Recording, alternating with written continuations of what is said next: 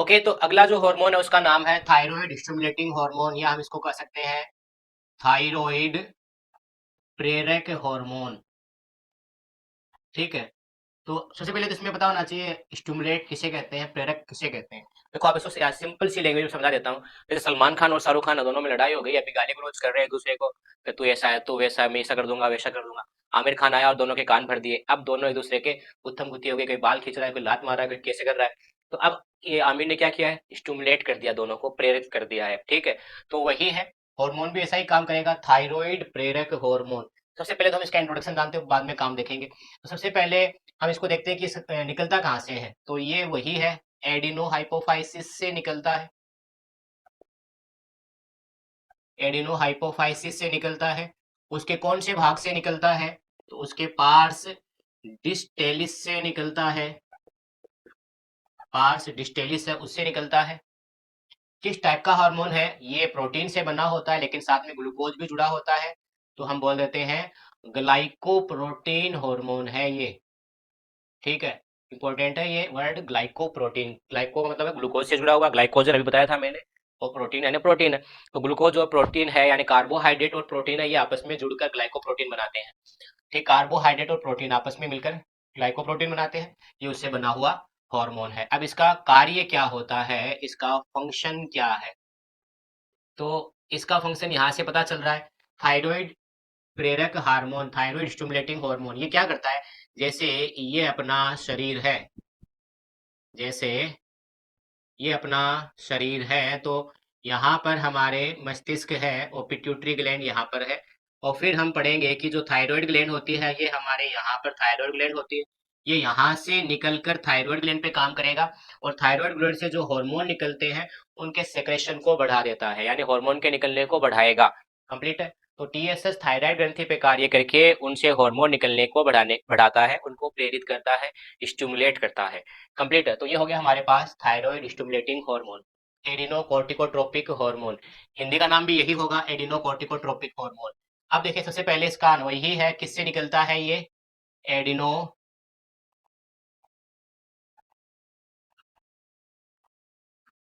Adeno hypophysis के पास distalis से निकलता है। किस प्रकार का हार्मोन है, ये प्रोटीन से बना हुआ हार्मोन है। इसका कार्य क्या है, इसका फंक्शन क्या है। ठीक है। तो इनके फंक्शंस ये होते हैं कि ये अपनी जो किडनी है, ठीक है, हमारी दोनों किडनी है, उसके ऊपर एड्रिनल ग्लैंड है। इस एड्रिनल ग्लैंड के बारे में हम आगे स्टडी करेंगे डिटेल से। उसका जो बाहर का पार्ट होता है उसको हम कहते हैं कोर्टेक्स।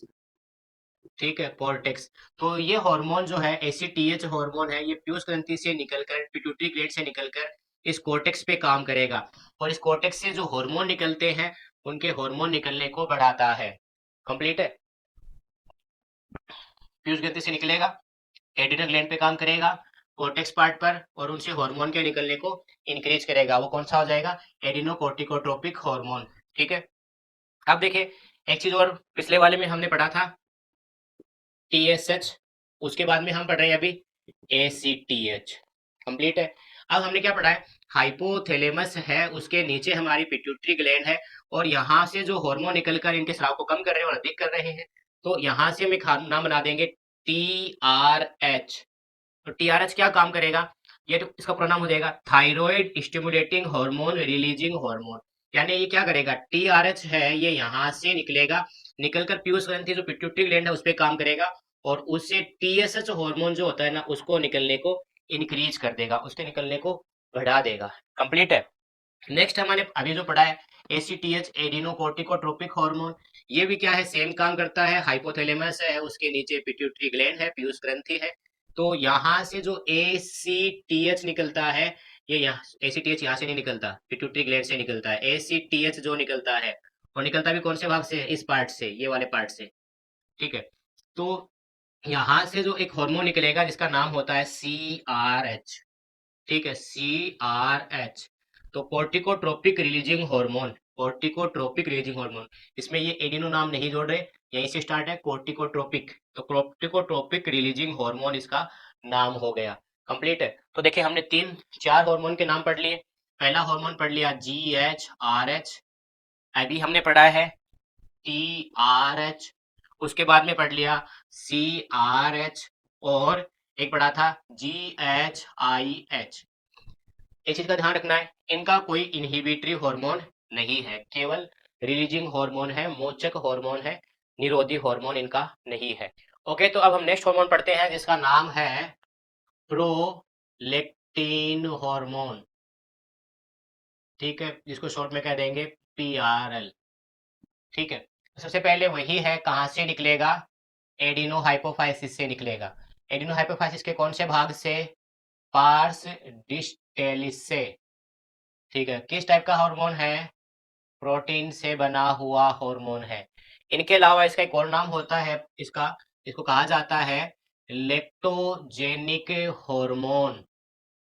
लेक्टोजेनिक हार्मोन, और ये जहां से निकलता है, ठीक है, उसी वजह से इसका जो लेक्टोजेनिक हार्मोन जिन कोशिकाओं से स्रावित हो रहा है, उनका नाम होता है लेक्टोट्रोपिक सेल्स। ठीक है, हिंदी में यही नाम होगा, लेक्टोट्रोपिक कोशिकाएं इनका नाम होता है। तो ये उनसे स्रावित होता है, लेक्टोट्रोपिक कोशिकाएं हैं, अपनी पीयूष ग्रंथि के अंदर उनसे स्रावित होगा ये। अब देखिए इसका काम क्या होता है। तो जो स्तन ग्रंथियां होती है, जो आपने मादा जनन तंत्र के अंदर इस तरह पढ़ा होगा, उनके अंदर कोशिकाएं उस तरह होती है, वसा की, वसा फैट की। और ये क्या करता है, इन स्तन ग्रंथियों पे कार्य करेगा, और स्तन ग्रंथियों पे कार्य करके जो दुग्ध होता है उनके शराव को बढ़ाता है। मिल्क सेक्रेशन जो होता है, ठीक है, उसको ये क्या करेगा? इंक्रीज करता है। इसी वजह से इसका नाम क्या हो गया? देखो, लेक्टोजेनिक। आपको मैंने शायद बताया भी होगा, अगर नहीं बताया तो आप लिख लें। जहां पर भी लेक्ट शब्द मिले उसका मतलब होता है दूध, या दुग्ध कह सकते हैं, मिल्क कह सकते हैं। कंप्लीट है। जेनिक नाम बना है जेनेसिस से, अभी बताया था उत्पत्ति। तो दूध के निर्माण में, दूध के श्रावण में जो बढ़ा रहा है वो कौन सा हार्मोन हो गया? प्रोलेक्टिन हार्मोन, या PRL हो गया। कंप्लीट है। अब हाइपोथैलेमस जो है, ठीक है, इस तरह हमने बनाया था। तो यहाँ से जो निकल रहा है PRL हार्मोन निकल रहा है। ठीक है, तो यहाँ से क्या होता है, एक हार्मोन यहाँ से निकलता है, और वो क्या करता है, इसके PRL के स्राव को बढ़ा देता है। ठीक है, एक हार्मोन यहाँ से दूसरा निकलेगा और वो इसके स्राव को क्या कर देगा, ये तो एक तो बढ़ाएगा और एक करेगा कम। जो बढ़ाएगा वो कौन सा हो जाएगा? रिलीजिंग हार्मोन, और जो कम करेगा वो इनहिबिटरी हार्मोन। तो उनका नाम क्या होता है? उनका नाम होता है PRH। ठीक है, और दूसरे का नाम होता है PRIH। ठीक है, तो देखिए इसमें क्या हो गया, prolactin releasing hormone, prolactin releasing inhibitory hormone, prolactin inhibitory hormone ऐसे लिख सकते हो। प्रोलेक्टिन है उसके निकलने को कम कर रहा है। तो दो हार्मोन हो गए, PRH PRIH। कंप्लीट है। ओके, तो ये हो गया हमारे पास PRL हार्मोन। इसका एक और नाम होता है जो कमेंट करके आपको बताना है कि इसका दूसरा नाम क्या होता है। तो वो तो बता चुका हूँ, तीसरा नाम इसका क्या होता है कमेंट करके आपको बताना है। ओके, तो जो नेक्स्ट हार्मोन पढ़ रहे हैं उसका नाम है फोलिकल स्टिमुलेटिंग हार्मोन, उत्तक प्रेरक हार्मोन। ठीक है, तो सबसे पहले कौन से पार्ट से स्रावित होता है? वही है, अभी तक जितने भी निकल रहे हैं सब एडिनोहाइपोफाइसिस से निकल रहे हैं, और पार्स डिस्टेलिस से निकल रहे हैं। किससे बना है? सेम ये वही है, हमने कहा था कि पिट्यूटरी ग्लैंड के जितने भी हार्मोन है ये प्रोटीन से बने होते हैं। ठीक है, फोलिकल स्टिमुलेटिंग हार्मोन। अब ये प्रोटीन का हार्मोन हो गया, अब इसका फंक्शन क्या है, कार्य क्या है? तो इसके कार्य अलग अलग होते हैं। अगर हम बात करते हैं फीमेल में, यानी जो मादा है, मादा के लिए आप ये चिन्ह याद कर लें, इस तरह का होता है। और मेल के लिए ये वाला चिन्ह, आप मेल को ऐसे याद कर सकते हैं। मेल है, ठीक है, उसने पगड़ी पहनी है, और फीमेल है उसने साड़ी बांधी है। ठीक है, मेल ने पगड़ी पहनी है, फीमेल ने साड़ी बांधी है। अब देखो, जो ओवरी होते हैं ना, अंडाशय होता है, ये क्या है? ओवरी है, अंडाशय है, ये केवल फीमेल में होता है। तो ये हार्मोन है ना, पीयूष ग्रंथि से निकलकर कहाँ पर आता है? अंडाशय पर आता है, फीमेल में। उसमें क्या करता है, उसमें आपने पढ़ा होगा, अंडक होता है, उसके द्वार चारों ओर पुट्टक कोशिकाएं इस तरह इकट्ठी होती है। ये आपने पढ़ा होगा नर्म के जनन वाले के अंदर। ठीक है, नर जनन के अंदर। अगर नहीं पढ़ा है आप कमेंट करके पूछ सकते हो, अगर नहीं समझ में आया तो मैं आपको जनन वाला टॉपिक भी पढ़ा देंगे डिटेल से। तो इसमें क्या होता है, चारों तरफ इस तरह कोशिकाएं बनना स्टार्ट हो जाती है, और कोशिकाओं का समूह लगातार इस तरह इसके चारों ओर वृद्धि करता रहता है, ऐसे। ठीक है, इनको हम क्या कहते हैं? इनको हम कहते हैं पुट्टकीय कोशिका, या दूसरा नाम होता है फॉलिकल सेल्स। तो ये हार्मोन है ना, देखो नाम से पता चल रहा है ना, फॉलिकल स्टिमुलेटिंग हार्मोन, ये इन पे काम कर कर ये जो पुट्टक बन रहे हैं उनकी संख्या में वृद्धि करेगा, फॉलिकल्स है उनके फॉर्मेशन के वो है उसको ये बढ़ाएगा, इंक्रीज करेगा। कंप्लीट है किसके अंदर, ओवरी के अंदर। नेक्स्ट हम बात करते हैं, अगर हम बात कर रहे हैं इनकी फीमेल में, तो टेस्टिस जो होते हैं, वृषण जो होते हैं, ये उन पे काम करता है। वृषण की संरचना में यानी जो टेस्टिस है उसकी स्ट्रक्चर में आपने पढ़ा होगा, इस तरह सेमिनिफेरस ट्यूब्यूल्स होती है, जिनको हम कहते हैं शुक्र जनक नलिका, शुक्र जनक नलिका। उसके अंदर इस प्रकार की सेल्स होती है, इस तरह आपने पढ़ा होगा, इनको कहा जाता है सर्टोली कोशिका, सर्टोली सेल्स।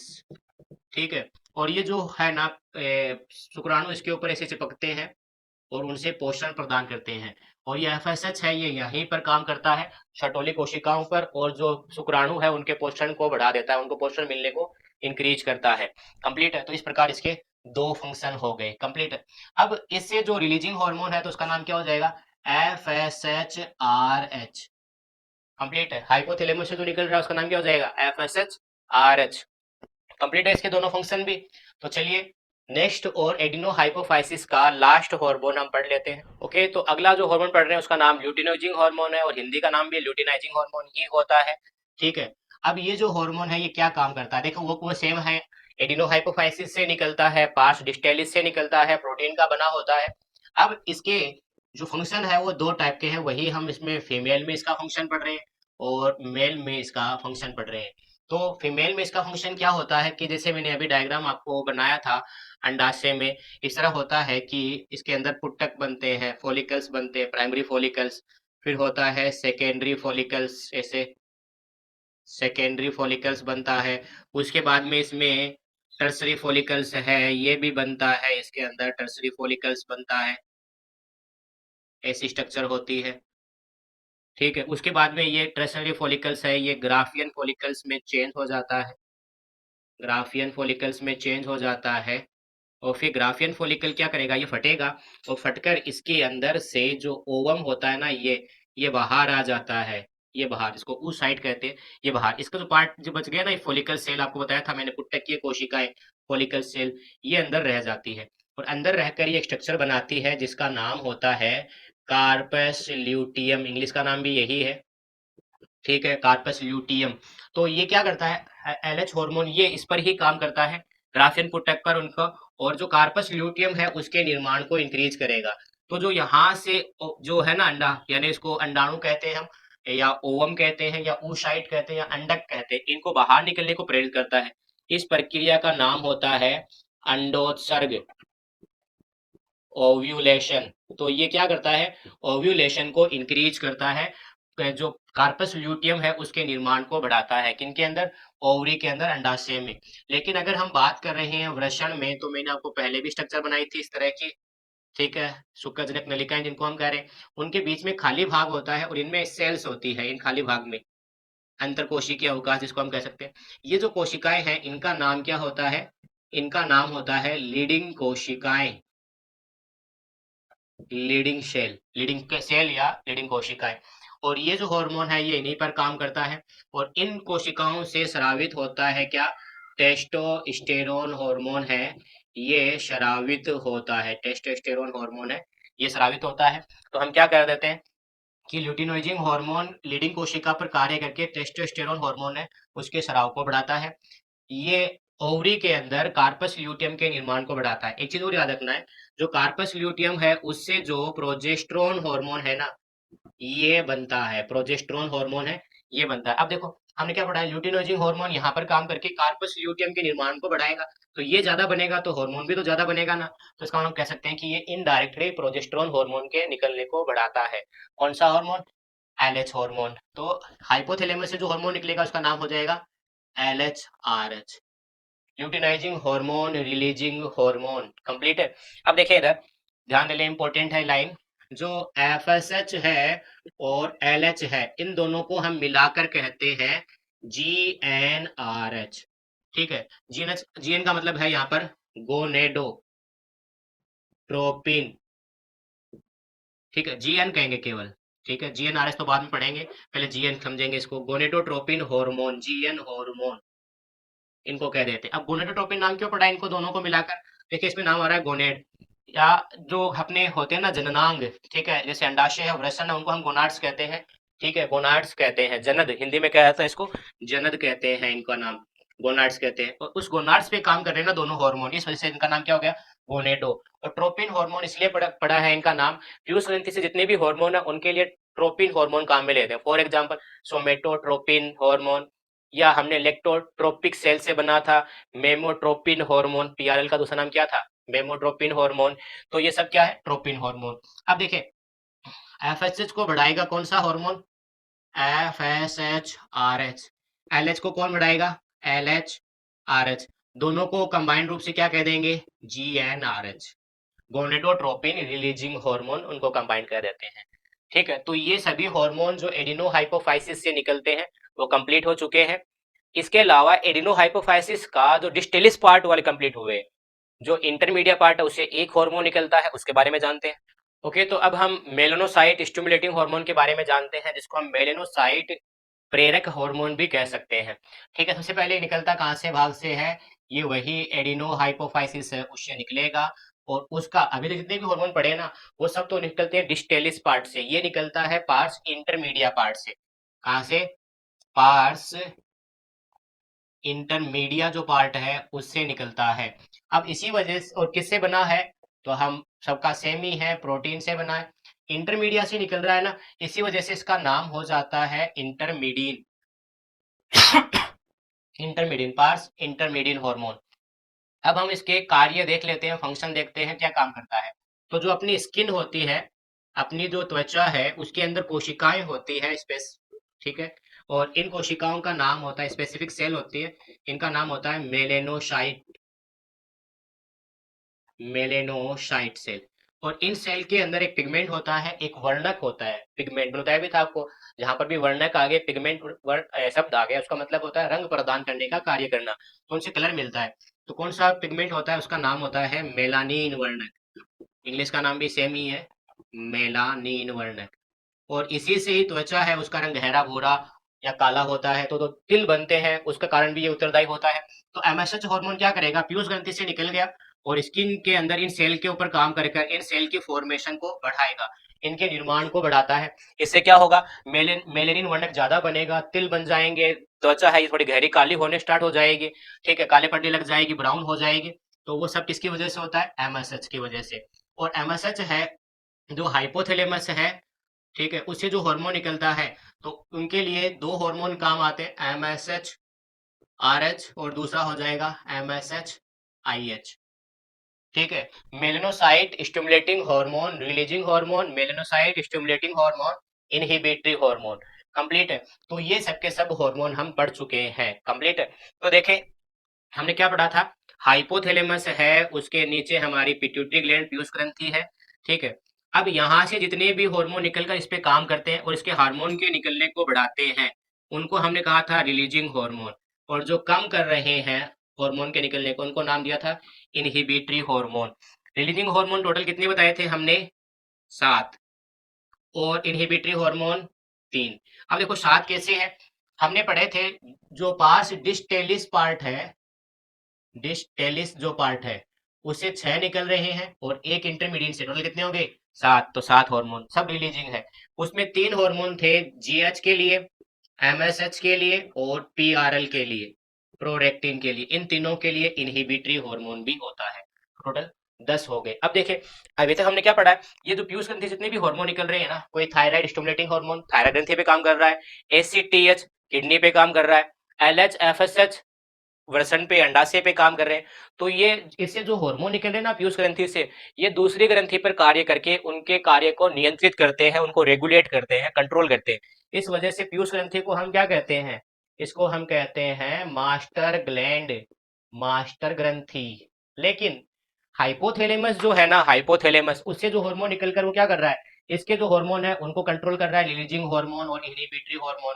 तो ये मास्टर की भी मास्टर हो गई ना, हेड मास्टर बोल सकते हैं हम इसको, या हम इसको बोल देंगे मास्टर ऑफ मास्टर ग्लैंड, या सुप्रीम कमांडर भी इसका नाम हो जाता है। हाइपोथैलेमस का दूसरा नाम क्या हो जाएगा, सुप्रीम कमांडर या मास्टर ऑफ मास्टर ग्लैंड। तो ये थे एडिनो हाइपोफाइसिस से निकलने वाले सभी हार्मोन। अब हम स्टडी करेंगे कि जो न्यूरो हाइपोफाइसिस है उनसे कौन से हार्मोन स्रावित होते हैं। ओके, तो अब हम स्टडी कर रहे हैं वेसोप्रेसिन हार्मोन क्या होता है। तो देखिए ये कौन से भाग से निकलता है, ये न्यूरो हाइपोफाइसिस जो है, ठीक है, इसकी जो पश्चपाली है उनसे निकलेगा, और उनके न्यूरो हाइपोफाइसिस से निकलेगा। इसका जो कार्य क्या है वो देखते हैं। हाँ, और किससे बना है हार्मोन, ये प्रोटीन का बना हार्मोन ही है। अब इसका कार्य क्या है उसके बारे में जानते हैं। ये जो हमारे नेफ्रॉन होता है उस पे आपने स्ट्रक्चर पढ़ी होगी नेफ्रॉन के बारे में, अभी मैं केवल सिंपल सा ड्रॉ कर देता हूँ, ठीक है। ये नेफ्रॉन पे जब हमारे पास देखो क्या होता है, जब हम पानी नहीं पी रहे, सुबह से शाम हो गया, पानी कम पिया है हमने, तो क्या होता है, जो यूरिन होता है ना, मूत्र जो आता है वो गाढ़ा पीला होता है। तो गाढ़ा पीला होने का कारण क्या है, तो ये जो होते हैं ना, इनमें आप पढ़ा होगा समीपस्थ कुंडलित नलिका, हेनले लूप, दूरस्थ कुंडलित नलिका, इन सभी को मिलाकर कहते हैं हम वृक्क नलिका, ठीक है। तो ये क्या करता है, वृक्क नलिका के अंदर जो पानी है उसके पुनरावशोषण, ठीक है, पुनरावशोषण,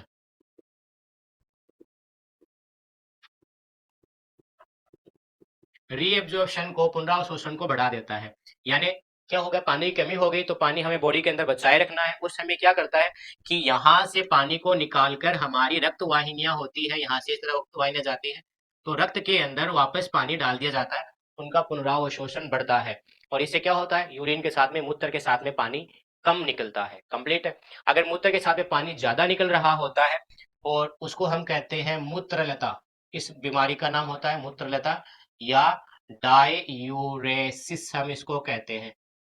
तो ये क्या करता है, डाईयूरेसिस मूत्रता को कम करता है, यूरिन के साथ में, मूत्र के साथ में पानी के निष्कासन को रोकता है। तो इस वजह से इनका दूसरा नाम क्या हो जाता है, anti diuretic hormone, anti diuretic hormone, short में कह देंगे हम एडीएच, एंटी डाईयूरेटिक हार्मोन या एडीएच इनका नाम हो जाएगा। कंप्लीट है। अब देखो इससे जुड़ा हुआ एक रोग भी है। अगर मान लेते हैं किसी के शरीर में एडीएच नहीं बन रहा, एडीएच नहीं बन रहा, पानी के शरीर में कमी है, तो पानी को शरीर में बचाए रखना है, मूत्र के साथ में पानी को कम निकालना है। आपको देखो बताया भी था मैंने अभी कि अगर पानी नहीं पिया तो मूत्र कैसा आता है, गाढ़ा पीला कलर का आता है। और सर्दी का टाइम में खूब सारा पानी पिया है, उस समय मूत्र कैसा आता है, उस समय जो मूत्र होता है वो एकदम पानी जैसा होता है, कोई कलर नहीं होता। उस समय यूरिन के अंदर पानी ज्यादा होता है, पानी की कमी हो गई, उस समय यूरिन के अंदर पानी कम होता है, वो सांद्र मूत्र होता है। तो सांद्र बनाने का काम कौन करता है, एडीएच करता है। और अगर एडीएच नहीं बन रहा है किसी के अंदर, ठीक है, किसी कारण से एडीएच नहीं बना, तो एडीएच नहीं बना तो यूरिन के साथ में, मूत्र के साथ में पानी क्या होगा, ज्यादा निकलेगा। ऑलरेडी शरीर में पानी की कमी है, फिर भी पानी ज्यादा निकलेगा, तो उसके शरीर में पानी की कमी आ सकती है, ये बीमारी हो गई। तो इस बीमारी का नाम क्या होता है, इसका नाम होता है diabetes insipidus, insipidus, diabetes insipidus, ये बीमारी का नाम होता है। तो एक चीज याद रखना है, हाँ, इसको हिंदी में कहा जाता है उदक में है, उदक में है। एक चीज और याद रखना है, एक बीमारी आपने सुना होगा डायबिटीज, तो इंसुलिन हार्मोन की कमी से होती है।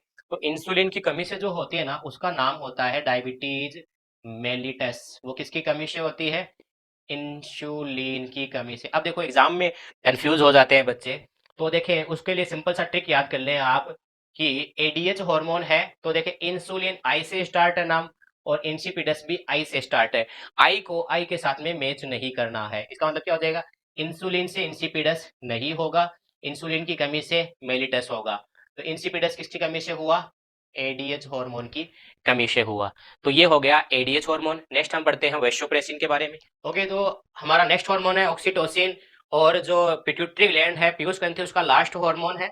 ये भी निकलता है न्यूरो हाइपोफाइसिस से, प्रोटीन का बना है। अब ये काम क्या करता है, वो इंपॉर्टेंट है, वो देख ले।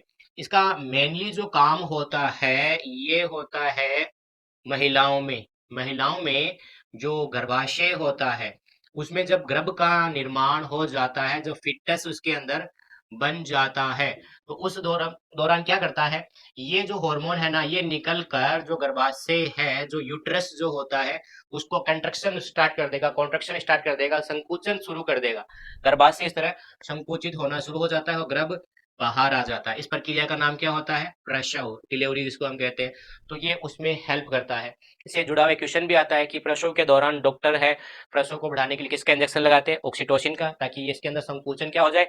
ज्यादा बढ़ जाए। तो गर्भाशय में संकुचन ज्यादा हो जाएगा तो गर्भ बाहर आ जाता है। कंप्लीट है। इनके अलावा एक और काम करता है, ये काम करता है जो स्तन ग्रंथियां हैं उनके ऊपर काम करता है, और उनके अंदर जो दुग्ध होता है उनके निर्माण को बढ़ाता है, दूध के निर्माण को और उनके स्राव को बढ़ाता है। इसके बारे में हम डिटेल्स भी पढ़ेंगे, तो हम जनन तंत्र के बारे में स्टडी करेंगे तब। इनके अलावा थोड़ा बहुत मात्रा में ये जो होते हैं, इनके अलावा ये थोड़ा बहुत मात्रा में नर में भी स्रावित होता है। इसको लव हार्मोन भी कहा जाता है। लव हार्मोन ऑक्सीटोसिन का दूसरा नाम होता है। तो इस वीडियो में इतना ही। आशा करते हैं आपको वीडियो पसंद आई है।